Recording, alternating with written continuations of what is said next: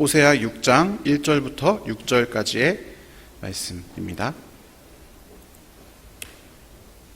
같이 한 목소리로 봉독하도록 하겠습니다. 오라, 우리가 여호와께로 돌아가자. 여호와께서 우리를 찢으셨으나 도로 낫게 하실 것이요 우리를 치셨으나 싸매어 주실 것임이라. 여호와께서 이틀 후에 우리를 살리시며 셋째 날에 우리를 일으키시리니 우리가 그의 앞에서 살리라. 그러므로 우리가 여호와를 알자. 힘써 여호와를 알자. 그의 나타나심은 새벽빛같이 어김없나니 비와 같이 땅을 적시는 늦은 비와 같이 우리에게 임하시리라 하니라. 에브라임아, 내가 내게 어떻게 하랴? 유다야, 내가 내게 어떻게 하랴? 너희의 인애가 아침 구름이나 쉬 없어지는 이슬 같도다. 그러므로 내가 선지자들로 그들을 치고 내 입의 말로 그들을 죽였노니 내 심판은 비처럼 나오느니라. 나는 인애를 원하고 제사를 원하지 아니하며 번제보다 하나님을 아는 것을 원하노라. 아멘. 네, 오늘 진짜 회개, 진짜 예배라는 제목으로 하나님의 말씀 나누고자 합니다. 요즘에 TV 프로그램을 보다 보면 젊은 사람들이 많이 쓰는 말 중에서 이런 말이 있습니다. 아무 말 대잔치. 혹시 이런 말 들어보셨나요? 네, 아무 말 대잔치. 어떤 말이냐면 이렇게 생각나는 대로 말하는 것을 이제 의미합니다. 보통 우리가 어떤 말을 하려고 할 때 머리에 떠오르는 대로 다 말하지 않잖아요. 모든 단어를 그냥 쏟아내듯이 다 말하지 않고 이제 대화의 상황이나 또 이제 뭐 이런 것에 맞추어서 생각해서 말하는데 생각 그냥 드는 대로 머리에 떠오르는 대로 아무 말이나 막 하는 것을 아무 말 대잔치라고 합니다. 이거 조금 이제 나쁘게 말하면 헛소리가 되는 거죠. 근데 이제 TV에서 헛소리라고 할 수는 없으니까 아무 말 대잔치라고 좀 재미있게 표현하는 것 같습니다. 그런데 이 헛소리라고 하는 거는 말도 안 되는 말을 내뱉는 것이기도 하면서도 또한 전혀 지킬 수 없는 허황된 말들을 헛소리라고 우리가 부르기도 합니다. 제가 예를 하나 들어보겠습니다. 제가 이제 이렇게 짧은 인생을 살았는데 지금까지 가장 많이 했던 헛소리가 무엇일까요? 제가 가장 많이 했던 헛소리. 네. 이것만 먹고 그만 먹을게. 네. 이것만 먹고 내일부터는 살 뺄게. 네. 이런 게 아마 제가 생각했을 때 제가 가장 많이 했던 헛소리인 것 같습니다. 하지만 현실은 그렇지 않았죠. 만약에 제가 정말로 그것만 먹고 다음 날부터 안 먹었으면 이제 와서 목사님께서 살 빼야 된다고 말씀하시고 이렇게 다이어트를 해야 되는 상황에 처하지 않았겠죠. 이런 말을 바로 헛소리라고 합니다. 헛소리까지는 아니지만 저뿐만 아니라 우리들은요 살아가면서 많은 공치사들을 합니다. 다음에 보자, 다음에 내가 밥 살게, 이런 일상적인 말 우리가 많이 하는데 다음에 보자 인사하고 다음에 돌아서면서 언제 또 볼 수 있을까? 이렇게 하는 경우 많이 있으시죠. 내가 꼭 밥 살게 그러면은 진짜 꼭 밥 산다는 게 아니라 약간 인사말로 하는 경우도 가끔 있습니다. 그런 말들부터 시작해서 이제 제가 저나 저희 아내가 우리 딸내미를 이렇게 잘못했고 혼낼 때 이렇게 울면서 다음부터는 안 그럴게요. 울음 붙이면 바로 또 하더라고요. 그런 것들도 다 공치사입니다. 그리스도인이 가장 흔하게 하는 공치사가 뭐가 있을 것 같으세요? 우리가 많이 하는 공치사. 이게 물론 공치사가 되면 안 되는 거고 좀 슬픈 일이지만 제가 기도하겠습니다. 이게 공치사가 되는 경우가 많습니다. 그렇게 얘기하고 기도 안 하는 경우가 많기 때문이죠.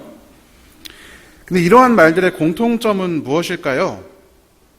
별로 지킬 마음도 없거니와 마음이 그땐 있었다 하더라도 상황이 바뀌면은 잊어버리기 쉬운 그런 말들입니다. 다음에 밥 살게. 그때 말할 때는 진짜였는데 그러고 나서 그냥 일상생활을 하다 보면 잊어버리는 거죠. 그런데 이러한 공치사는 사람과의 사이에서만 있는 것이 아니라 하나님과의 관계에서도 우리가 늘 하곤 하는 것입니다.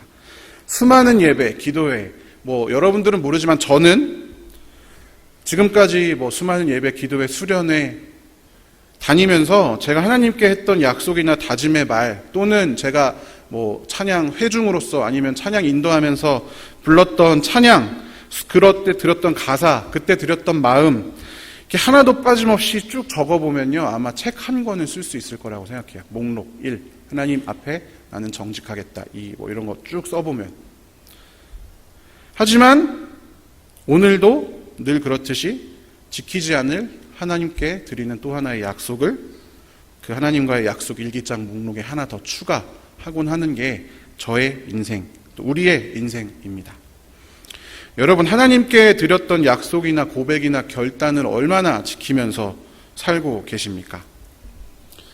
여러분, 오늘 본문에서 이스라엘 백성들 역시 마찬가지였습니다. 오늘 본문 호세아서는요, 북이스라엘의 그 멸망 즈음에 활동한 호세아 선지자가 기록한 그런 책입니다. 즉 호세아 선지자가 북이스라엘과 남유다 왕국이 공존할 때 북이스라엘이 멸망할 그때쯤에 이제 북이스라엘과 남유다 모두에 나타나서 활동했던 그런 선지자가 되겠습니다. 호세아의 활동 당시에 북이스라엘과 남유다는 모두가 다 하나님을 저버리고 우상을 섬기며 특별히 바알 신을 섬기면서 음행을 일삼고 있었습니다. 이러한 그들에게 우리가 잘 알듯이 하나님께서 호세아 선지자를 보내셨고 그 호세아의 선지자의 아내인 창녀 고멜을 통해서 하나님이 그 이스라엘에 대한 그 메시지를 이렇게 예시로 보여주신 것이 호세아서에 쭉 나와 있습니다. 하나님께서 호세아 선지자를 보내셔서 하나님께로 돌아올 것을 촉구하고 계신 것입니다. 그런데 이런 호세아의 외침에 이스라엘 백성들이 응답하는 장면이 바로 오늘의 본문입니다.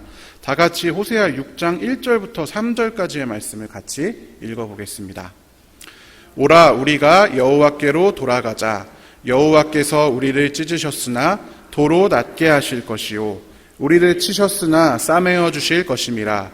여호와께서 이틀 후에 우리를 살리시며 셋째 날에 우리를 일으키시리니 우리가 그의 앞에서 살리라. 그러므로 우리가 여호와를 알자. 힘써 여호와를 알자. 그의 나타나심은 새벽빛같이 어김없나니 비와 같이 땅을 적시는 늦은 비와 같이 우리에게 임하시리라 하니라. 아멘. 여러분, 이 구절 많이 들어보신 구절이시지요? 어떻습니까? 이 구절은요, 많은 수련회나 아니면 집회의 주제 구절로 사용되는 그런 구절입니다. 이건 가사로 된 찬양도 있습니다. 하나님께로 돌아가면 우리를 낫게 해주실 것이다. 이틀 있으면 살리시고 3일 있으면 다시 회복시키실 것이다. 우리가 그러니까 힘써 하나님을 알자. 이렇게 외치는 이 구절, 여러분 어떻습니까? 감동적이지 않습니까? 너무나 멋진 신앙의 고백 아니겠습니까? 그런데요, 여러분, 하나님께서 이러한 멋지고 감동적인 이스라엘 백성의 회개의 언어에 대해서 어떻게 응답하시는지 한번 읽어보도록 하겠습니다. 호세아 6장 4절의 말씀입니다. 같이 읽어보겠습니다. 에브라임아 내가 내게 어떻게 하랴. 유다야 내가 내게 어떻게 하랴. 너희의 인애가 아침 구름이나 쉬 없어지는 이슬 같도다. 아멘. 여기서 에브라임이라고 하는 말은 북이스라엘을 뜻합니다. 여러분 성경을 읽다가 특별히 예언서에서 에브라임이 나오면 북이스라엘이라고 생각하시면 됩니다. 요즘에 출애굽기 강해도 하고 있고 창세기 강해 때도 했지만 그 이스라엘의 12지파 중에서 유다 왕국과 북이스라엘 왕국 나뉘었을 때 북이스라엘 왕국의 가장 중심되는 지파가 에브라임 지파입니다. 그리고 실제로 이 12명의 그 아들들 중에서 장자권을 가진 사람이 요셉이었고 요셉의 아들인 에브라임이 실제로 장자권을 갖고 있는 사람이었습니다. 그러니까 에브라임 지파는 그만큼 북이스라엘을 상징하는 그런 지파입니다. 그렇기 때문에 북이스라엘 전체 나라를 가리킬 때 예언서에서 에브라임이라는 표현을 하기도 합니다. 어쨌든 그렇게 우리가 이해를 한다면 이 구절은 북이스라엘과 남유다에게 대해서 이렇게 말씀하고 계십니다. 내가 내게 어떻게 하랴. 너희의 인애가 아침 구름이나 쉬 없어지는 이슬 같다. 우리가 세번역 성경으로 다시 한번 같이 읽어보겠습니다. 에브라임아 내가 너를 어떻게 하면 좋겠느냐. 유다야 내가 너를 어떻게 하면 좋겠느냐. 나를 사랑하는 너희의 마음은 아침 안개와 같고 덧없이 사라지는 이슬과 같구나. 어떤 말입니까? 이 북이스라엘 사람들의 감동적인 회개의 말, 힘써 하나님을 알자라고 하는 회개의 말에 대해서 하나님께서 이렇게 말씀하시는 것입니다. 나를 사랑하는 너희의 마음이 아침 안개와 같다. 덧없이 사라지는 이슬 같다. 여러분, 우리 김포 지역도 안개 많이 끼잖아요. 새벽기도 가끔 올 때 안개가 진짜 많이 껴가지고 앞이 안 보여서 막 겨우 운전해서 올 때가 있는데, 새벽기도 끝나고 영상 올리고 조금 있다가 집에 갈 때 안개가 걷혀 있는 경우가 있습니다. 그때는 마치 세상을 다 뒤덮을 것처럼 앞이 하나도 안 보이게 자욱하게 끼더라도 해가 떠오르면 언제 그랬냐는 듯이 사라지는 것이 아침 안개입니다. 이슬은 또 어떻습니까? 해가 떠오르기 전에는 온 세상을 다 적셨다가도 해가 떠오르면 금세 말라버립니다. 하나님께서는 이미 알고 계셨습니다. 이 사람들이 아무리 멋있는 말을 하더라도 그들 마음 가운데에는 진짜 회개가 없었다라는 것을 하나님께서 아셨던 것입니다. 다시 한번 앞에 1장 1절부터 3절까지의 말씀을 보겠습니다. 여러분, 이 말이 근사해 보이는 말이지만 한 가지 허점이 있습니다. 그것이 무엇이냐면 이들의 말에는 회개에 대해서 어떻게가 빠져 있습니다. 돌아가자는 말은 있습니다. 그리고 돌아가면 회복시켜 주실 것이다 라고 하는 멋진 말들은 있는데 그 돌아가야 할 방법이 전혀 기록되어져 있지 않습니다. 하나님께 돌아가는 것은 무엇입니까? 회개하는 것 아니겠습니까? 회개해 자신의 죄에 대한 인식과 철저한 회개, 그리고 회복, 돌이킴, 이런 것들이 전혀 들어있지 않습니다. 돌아온 후에 내가 어떻게 살아가겠다, 하나님 앞에 어떻게 하겠다라는 결단도 전혀 없습니다. 하나님을 알자는 말은 있지만 도대체 어떻게 알아야 되는지에 대해서 구체적인 내용이 하나도 없는 것입니다. 마치 누군가를 오랜만에 만났다가 헤어질 때 언제 한번 꼭 보자 하는 것처럼 두루뭉실하게 좋아 보이는 말만 사용하고 있는 것이 오늘의 이 호세아 6장 1절 3절의 말씀인 것입니다. 여러분, 우리가 하나님께 드렸던 고백은 어떻습니까? 하나님께 드렸던 수많은 고백 중에서 이스라엘 백성들과 같은 그런 것은 없습니까? 여러분, 우리가 진짜 심각하게 생각해야 하는 것이 하나가 있는데요. 뭐냐면 우리가 신앙하는 언어, 신앙하는 패턴이 굉장히 많은 것들이 이와 같이 구체적이지 않고 두루뭉술하고 형이상학적인 것에 치우쳐져 있는 경우가 굉장히 많이 있습니다. 교회에서는 듣기 좋아 보이고 멋있어 보이는 신앙의 말은 많이 하지만 정말 삶의 자리에서 구체적으로 그 신앙을 어떻게 살아가야 할지에 대해서는 알지도 못하고 고민도 하지 않는 것이 우리의 삶입니다. 하나님 앞에 멋있는 약속들 많이 하지만 정작 지킬 의지도 방법도 시기도 생각해보지 않은 헛된 약속들을 저와 여러분이 얼마나 많이 하고 있는지요. 하나님은 회개 고백 그냥 하면 죄를 싹 없애주시는 속죄 자동 판매기가 아닙니다. 우리의 하나님을 향한 고백, 그리고 하나님을 향한 회개, 돌이킴에는 삶의 방향이 바뀌고 우리 인생의 구체적인 부분들이 변화되는 전환의 행동이 필요합니다. 우리가 자꾸만 영과 육을 분리해서 생각합니다. 그런데 성경의 세계관은 절대로 영과 육을 분리하지 않습니다. 영의 열매가 반드시 육으로 나타나게 되어져 있습니다. 그런데 우리는 자꾸만 말로만 신앙하고 육의 행동이 나타나지 않는 경우가 얼마나 많겠습니까? 그렇기 때문에 야고보서에서 행함이 없는 믿음이 죽은 믿음이다, 이렇게 말하고 있는 것입니다. 그렇다면 우리는 어떤 예배, 어떤 회개를 해야 할까요? 하나님께서 호세아 6장 6절에 우리에게 그 길을 알려주고 계십니다. 같이 한번 읽어보겠습니다. 나는 인애를 원하고 제사를 원하지 아니하며 번제보다 하나님을 아는 것을 원하노라. 호세아 6장 6절에서 하나님께서는 분명하게 나는 제사와 번제보다 인애와 하나님을 아는 것을 원한다고 말씀하고 계십니다. 여기서 제사, 번제라는 것은요, 외적인 어떤 종교적인 세레머니를 의미합니다. 그게 우리가 찬양하는 모습일 수도 있고 예배일 수도 있고 기도일 수도 있습니다. 우리가 늘 드리는, 그러나 그것을 바로잡을 생각이 없는 습관처럼 드리는 공치사들을 말하는 것입니다. 예배에 빠지지 않고 헌금을 빠짐없이 드리고 예배 시간에 졸지 않고 모두 다 중요하고 분명히 우리가 해야 할 것이지만 그 안에 진짜 회개와 하나님을 향한 사랑이 빠져 있다면 모두가 다 헛된 것입니다. 그리고 하나님께서는 그런 예배를요 힘겨워하십니다.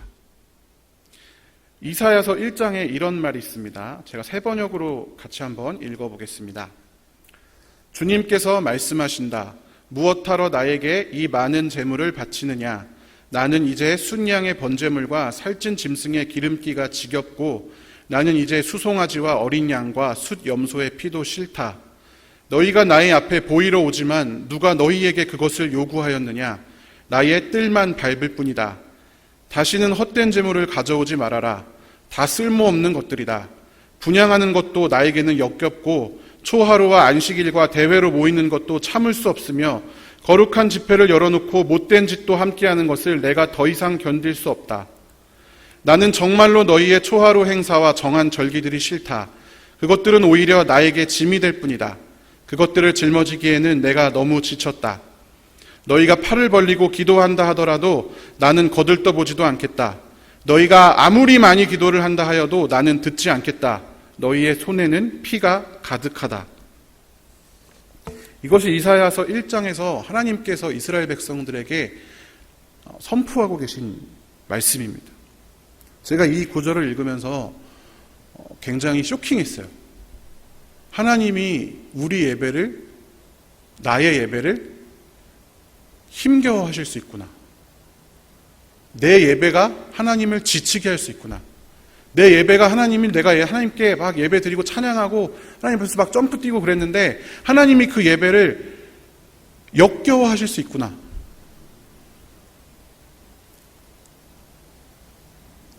여러분, 하나님을 향한 진짜 사랑이 결여되고 우리 믿음의 행동이 전혀 결부되지 않은 그러한 예배, 그러한 고백, 기존의 내 안에 있는 악한 행위는 하나도 고치지도 않고 오히려 매일 더 강화하면서 유지하면서 지키지도 않을 약속만으로 점철되어 있는 우리의 종교 행위를 하나님께서는 지겹고 역겹고 견딜 수 없을 정도로 힘들어 하신다고 오늘 말씀하고 계신 것입니다. 예레미야 7장에는 이러한 말씀이 기록되어 있습니다. 같이 한번 읽어보겠습니다. 너희는 이것이 여호와의 성전이라, 여호와의 성전이라, 여호와의 성전이라 하는 거짓말을 믿지 말라. 너희가 만일 길과 행위를 참으로 바르게 하여 이웃들 사이에 정의를 행하며 이방인과 고아와 과부를 압제하지 아니하며 무죄한 자의 피를 이곳에서 흘리지 아니하며 다른 신들 뒤를 따라 화를 자초하지 아니하면 내가 너희를 이곳에 살게 하리니 곧 너희 조상에게 영원 무궁토록 준 땅이니라. 보라, 너희가 무익한 거짓말을 의존하는도다. 너희가 도둑질하며 살인하며 간음하며 거짓 맹세하며 바알에게 분향하며 너희가 알지 못하는 다른 신들을 따르면서 내 이름으로 일컬음을 받는 이 집에 들어와서 내 앞에 서서 말하기를 우리가 구원을 얻었나이다 하느냐. 이는 이 모든 가증한 일을 행하려 함이로다. 내 이름으로 일컬음을 받는 이 집이 너희 눈에는 도둑의 소굴로 보이느냐. 보라, 나 곧 내가 그것을 보았노라. 여호와의 말씀이니라. 이 말씀을 여러분, 하나님께서 예레미야 선지자에게 예루살렘 성전 앞에 가서 외치라고 알려주신 말씀이 바로 이 말씀입니다. 도둑질, 살인, 간음, 거짓맹세, 바알, 분향, 알지 못하는 다른 신들을 따르고 믿고 그렇게 살면서 성전에 들어와서 예배드리고 희생제물 드리고 우리가 속죄함을 얻었습니다, 우리가 구원을 얻었습니다 하는 게 다 거짓말이다라는 것입니다. 11절에 보면요, 도둑의 소굴이라는 표현이 있습니다. 여러분, 그 알리바바와 40인의 도적이라고 한 그 이야기를 혹시 아시죠? 도둑의 소굴이라고 하는 것은요, 그 알리바바와 40인의 도적에서 그 알리바바가 그 돌로 잠겨진 그 도둑의 소굴 앞에 가서 열려라 참깨 하면은 이제 문이 열리죠. 그럼 그 안에 도둑이 모아온 온갖 보물들이 들어 있습니다.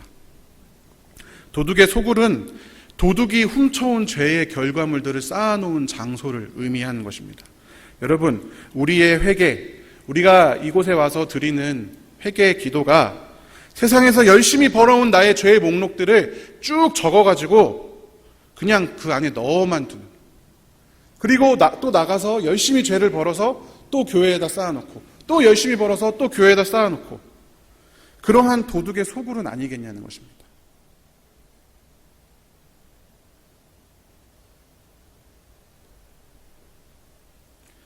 우리가 인내함을 가지고 하나님과 이웃을 사랑하는 실제적인 삶을 살아갈 때에 우리의 모든 종교활동과 예배가 참된 예배가 될 수 있는데, 그렇지 않고 무익한 거짓말을 의존하고 교회 안에서 혹은 사회 안에서 자기의 지위, 혹은 자기의 자존심을 유지하기 위해서 거짓말하고 악한 일을 그대로 행하고, 실제로는 하나님을 믿지 않고 돈과 권력을 더 우선해서 따르면서도 교회당 안에 들어와서 구원을 얻었나이다 외치며 감격하며 찬양하고 눈물 흘리고 아무리 박수쳐도 그것은 하나님 보시기에 가증한 일이 될 수밖에 없는 것입니다.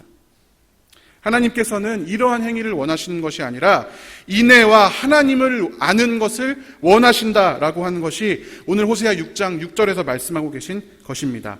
하나님께서는요, 미가 선지자를 통해서 더 분명하게 하나님이 원하시는 삶, 원하시는 예배에 대해서 말씀하여 주셨습니다. 미가서 6장 6절부터 8절까지의 말씀 세 번역으로 같이 한번 읽어보겠습니다. 내가 주님 앞에 나아갈 때에 높으신 하나님께 예배드릴 때에 무엇을 가지고 가야 합니까? 번제물로 바칠 1년 된 송아지를 가지고 가면 됩니까? 수천 마리의 양이나 수만의 강줄기를 채울 올리브 기름을 드리면 주님께서 기뻐하시겠습니까? 내 허물을 벗겨주시기를 빌면서 내 맏아들이라도 주님께 바쳐야 합니까? 내가 지은 죄를 용서하여 주시기를 빌면서 이 몸의 열매를 주님께 바쳐야 합니까? 너 사람아, 무엇이 착한 일인지를 주님께서 이미 말씀하셨다. 주님께서 너에게 요구하시는 것이 무엇인지도 이미 말씀하셨다. 오로지 공의를 실천하며 인자를 사랑하며 겸손히 내 하나님과 함께 행하는 것이 아니냐. 아멘. 사람이 이렇게 질문합니다. 내가 하나님께 나아갈 때, 예배 드릴 때 무엇으로 예배를 드릴까요? 송아지를 가져갈까요? 수천 마리의 양을 가져갈까요? 수만의 강줄기를 채울 올리브 기름을 드릴까요? 내 맏아들이라도 드릴까요? 나 자신을 드릴까요? 하나님께서 이렇게 말씀하시는 거예요. 공의를 실천하고 인자를 사랑하고 겸손히 네 하나님과 함께 행해라. 그것이 바로 오늘 본문에서 말하고 있는 인애, 하나님을 아는 것, 그것입니다. 인애와 하나님을 아는 것은 구체적인 삶의 행동과 가치관을 변화시키는 것입니다. 악을 실천하던 사람이 공의를 실천하는 것입니다. 사람을 미워하고 사람을 무시하고 사람을 증오했던 사람이 인자를 사랑하는 것입니다. 교만과 거짓으로 점철된 인생이 겸손히 하나님과 동행하는 인생으로 바뀌는 것입니다. 그것이 바로 인애이고, 그것이 바로 하나님이 원하시는 것, 하나님을 아는 것이고, 그것이 바로 번제와 제사보다, 매일 드리는 예배보다 더더욱 하나님께서 우리에게 원하시는 것입니다. 호세아 6장 6절의 이 말씀, 나는 인애를 원하고 제사를 원하지 아니한다라고 하는 이 말씀이 신약에 딱 2번 예수님께서 소개하고 계십니다. 두 구절이 있는데요. 먼저 마태복음 9장 13절에 이렇게 기록이 되어 있습니다. 너희는 가서 내가 긍휼을 원하고 제사를 원하지 아니하노라 하신 뜻이 무엇인지 배우라. 나는 의인을 부르러 온 것이 아니요 죄인을 부르러 왔노라 하시니라. 인애가 뭘로 번역되어 있나요? 예수님께서 뭐라고 말씀하셨죠? 인애를 긍휼이라는 말로 바꾸셨습니다. 마태복음 12장 7절에 한 번 더 등장을 합니다. 나는 자비를 원하고 제사를 원하지 아니하노라 하신 뜻을 너희가 알았더라면 무죄한 자를 정죄하지 아니하였으리라. 여기서는 인애가 무엇으로 바뀌어 있습니까? 자비로 나타나 있습니다. 여러분, 인애는 긍휼과 자비입니다. 하나님께서는 죄에 대한 진실한 회개, 하나님에 대한 사랑, 그리고 다른 이들을 향한 긍휼과 자비를 삶의 방식으로 우리에게 제시하고 계십니다. 이것은 우리가 죄를 이기는 방법이기도 합니다.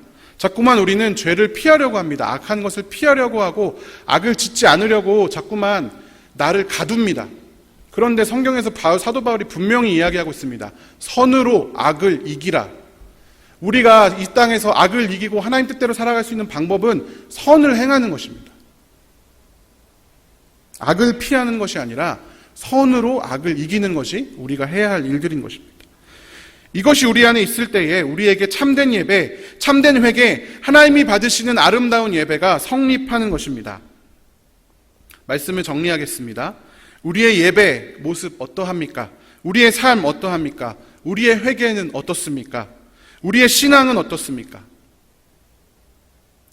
머릿속에서의 신앙 혹시 아닌지, 마음으로는 세상을 구하고 세계를 선교하고 하나님의 진리를 선포하지만 정작 내 삶에서 정말 하나님의 진리가 실현되는 장소는 이쑤시개 하나 꽂을 만큼도 없는 것이 우리의 삶은 아닌지, 내 신앙의 구체적인 행동은 교회 안에서밖에 없는 것은 아닌지, 참된 회개는 우리의 행동의 변화를 가져오는 일이어야 합니다. 허황되고 구체적이지 않은 신앙에서 벗어나서 자비와 긍휼을 베풀고 하나님을 사랑하고 하나님을 알고 하나님과 동행하는 그러한 구체적인 삶으로 변화되어야 합니다. 여러분, 이 죄악의 땅 가운데에서 나의 육신을 쳐서 복종시키고 긍휼과 자비로 사랑을 실천하며 사는 일 쉽지 않습니다. 우리의 믿음을 우리의 삶에 실천하면서 우리 삶을 변화시키면서 사는 것 정말 쉽지 않습니다. 하지만 우리 한 가지 기억해야 합니다. 하나님께서 성경에서 하나님께서 원하시는 것이 그것이다라고 말씀하셨기 때문에 하나님께서 기꺼이 우리가 그 말씀에 순종하여 하나님이 원하시는 것을 하고자 노력하고 혹 실패해서 좌절해서 눈물 흘릴 때 그때마다 우리를 도우시고 붙드시고 우리가 우리 삶에 하나님 나라를 이루어갈 수 있도록 인도하시고 이끌어 주실 줄로 믿습니다.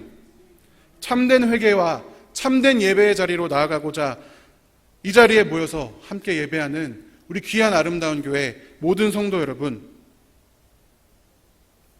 참된 예배자, 우리 삶에 하나님의 뜻이 실현되는 아름다운 교회, 아름다운 예배자들 되시기를 주님의 이름으로 축원합니다. 함께 기도하겠습니다. 사랑의 하나님, 감사합니다. 늘 하나님 앞에 거짓으로 맹세하고 지키지 못할 약속들을 하고 생각은 좋은 신앙인인데 실제는 그렇지 않아서 정말 죄송합니다. 그럼에도 불구하고 하나님, 우리를 사랑하여 주시고 우리를 붙들어 주시고 우리를 늘 안아주시니 참으로 감사합니다.